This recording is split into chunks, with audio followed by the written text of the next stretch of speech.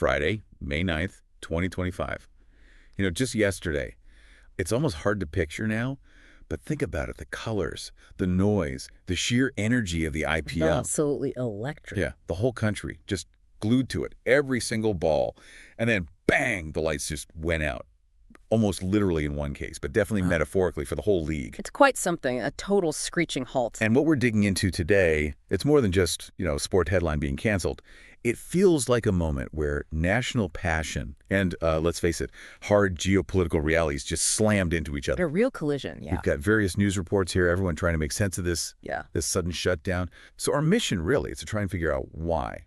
Why did the IPL 2025 just stop?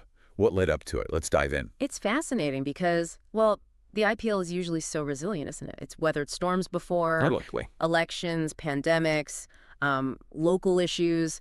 They've always found a way. So for the entire league to just suspend operations mid-season, that tells you the situation underneath is, well, incredibly serious. Incredibly serious. And think about Thursday, May 8th. Punjab Kings, Delhi Capitals. That amazing stadium in Dharamsala. Oh, stunning backdrop, the Himalayas. Right.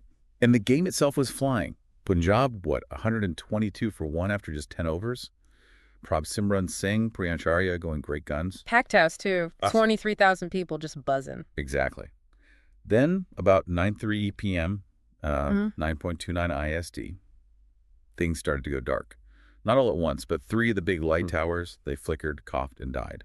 And the immediate reaction is confusion, right? Is it just a technical glitch? Yeah, the usual stadium murmur. But this wasn't just a blown fuse. No. And the crucial bit here is the timing, because almost simultaneously, air raid sirens started going off in Jammu and Pathankot.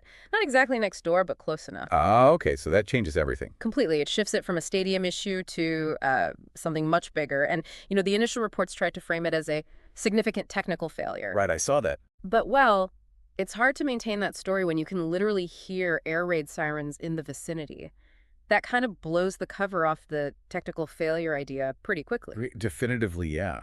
Because those sirens weren't a test. They were reacting to actual threats. Reports of drones and even missile attacks coming from across the border, aimed at Indian cities. So those stadium lights weren't just failing. They were almost like a side effect, a symptom of this wider conflict just starting to spill over. And the evacuation, thankfully, sounds like it was handled well. HPCA got everyone out safely and efficiently.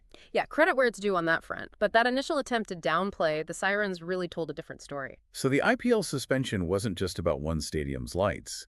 It was the end point of tensions really ramping up. Exactly. You have to rewind a bit to see the whole picture. It didn't come out of nowhere. Okay, so where do we start? Back in April. Yeah, let's go back to April 22nd, 2025.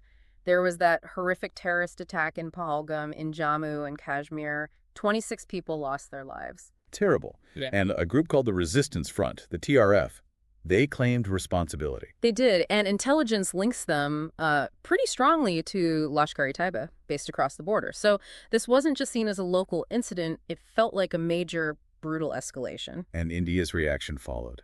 Operation Sindoor.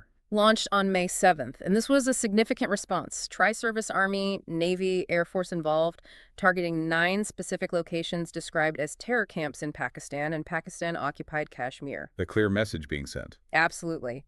Reports suggested around 100 alleged terrorists were killed, including quite a high-profile figure, Abdul Rauf Azhar, so the scale was considerable. And then came the counter-response almost immediately. The very next day, May 8th, that's when the drone and missile attacks from Pakistan started, targeting areas in Jammu, Punjab, Rajasthan. So India's air defenses kicked in. The S-400, the Barak 8. Yeah, reports indicate they intercepted a number of incoming threats. These are sophisticated systems designed exactly for this, but, even with interceptions, the impact was still felt. How's it? Widespread blackouts. Several cities in the north, Pathankot, Amritsar, Chandigarh, plunged into darkness. And crucially for travel and logistics, 24 airports had to shut down, including major ones like Srinagar, Jaisalmer. It created this picture of, well, significant disruption and a nation suddenly on high alert. Wow, okay. And you mentioned earlier the Pakistan Super League faced something similar. Well, earlier in the year, yeah. They ended up moving their matches to the UAE because of their own security concerns. Perhaps in hindsight, it was a bit of a foreshadowing of the kind of tough decision the BCCI would eventually face. Which brings us right back to the BCCI, because as you said, they usually find a way. They moved the whole IPL to South Africa in 2009 during elections. Right. They managed through COVID, shifting to the UAE, bio bubbles, all that complexity. So why was this different? What made them pull the plug this time? I think the core difference is the nature of the crisis. It wasn't logistics or health. This was a direct escalation of conflict involving national security. And that taps into something deeper, national sentiment. The mood shifted. Palpably.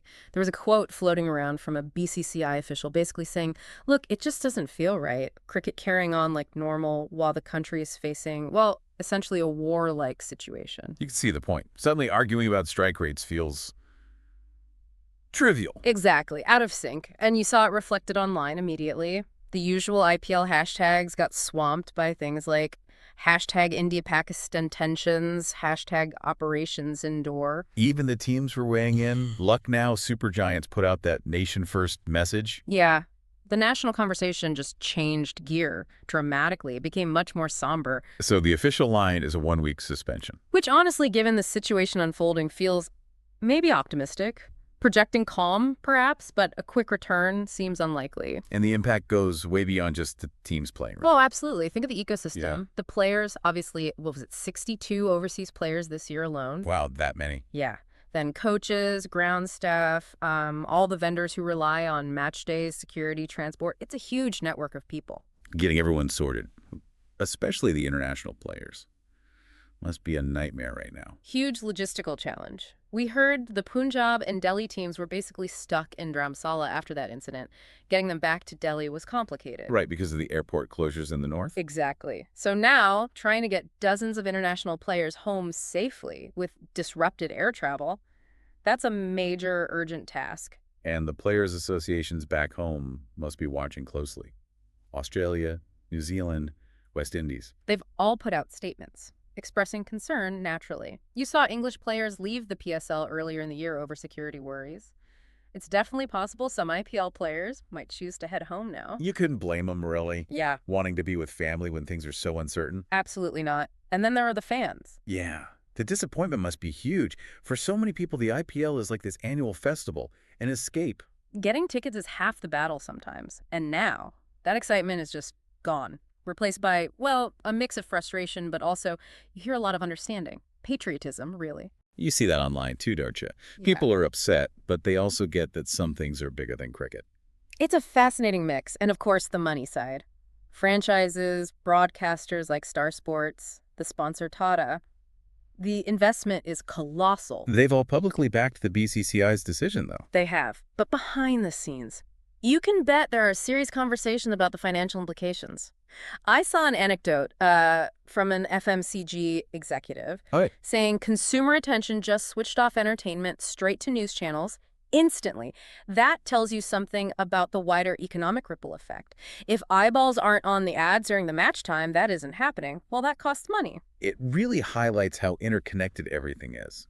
Sport, politics, society. It does. And while the IPL has faced disruptions before, like we said, this one feels different. Because the reason is different. Not elections or a virus, but active conflict.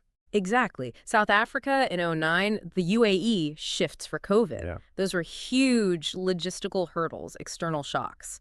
But this is, it's a direct consequence of a geopolitical crisis. It feels much more fundamental. And the timing, too. Yeah. Just as the playoff race was getting really intense. Yeah, heating up nicely. The final in Kolkata on May 25th was meant to be massive. Now, who knows? The whole tournament's future is up in the air. And does this cast a shadow over other cricket, like the Asia Cup later in the year? You have to wonder if these tensions don't ease. Yeah, it raises serious questions about events like that. It's kind of tragic, isn't it? Cricket is so often talked about as this potential bridge between India and Pakistan, that shared passion. Those classic matches, the rivalry, the shared history. And now the sport itself is a casualty of the conflict. Instead of talking about cover drives, we're talking about, well, this. The focus is completely shifted. So where are we now? The BCCI is talking to everyone, trying to figure out the next step. That 1 week pause. It feels like buying time, really. Yeah. Assessing a situation that's changing rapidly. Very uncertain if or when it might resume. Highly uncertain. And if it does restart, things will have to change. Like no matches in the north, presumably. Seems highly unlikely. You'd probably see games consolidated in the south or west. Chennai, Ahmedabad, maybe. Somewhere geographically further from the immediate tensions. And security would have to be massively stepped up. Undoubtedly. Plus, as we mentioned, you might see some players choosing not to come back. That's a real possibility. And what about the fans? Even if games restart, will people feel comfortable going to stadiums? That's another big question mark, isn't it? The atmosphere might be very different. But right now, the absolute top priority has to be just getting everyone involved safe. 100%. Reports suggest that's the main focus, that the logistics of getting players, staff, broadcasters out safely, especially the overseas contingent. You can just imagine them glued to flight schedules. And then you see messages like Virat Kohli's, country comes first, always. Simple, but powerful. It really sums up the national mood right now. It does. And this whole situation, the IPL stopping, it's just such a stark reminder, isn't it, about priorities. Absolutely. Sport is incredibly important, deeply loved, a huge part of the national fabric. But national sovereignty, national security, well, they have to come first. It's a sobering moment. Cricket unites people, brings so much joy. But yeah, when faced with something like this, even that has to take a back seat. It does, but the spirit of the game endures. And the anticipation for its return, whenever that happens, it'll be immense. Maybe it'll even be a symbol of, hopefully, things getting back to normal, a celebration. Let's hope so. So the key takeaway for you listening, it's at the direct line. Escalating India-Pakistan tensions leading straight to the IPL suspension. A clear sign of how sports and geopolitics are, well, tangled together. Yeah, and how in times of serious conflict, national priorities just have to take precedence, even over something as massive and beloved as the IPL. Leaves you thinking, doesn't it? Yeah. About national pride, security, how central those things become in moments like this. Definitely food for thought. So stay informed, hope for peace, and eventually, hopefully, we'll hear that IPL roar again.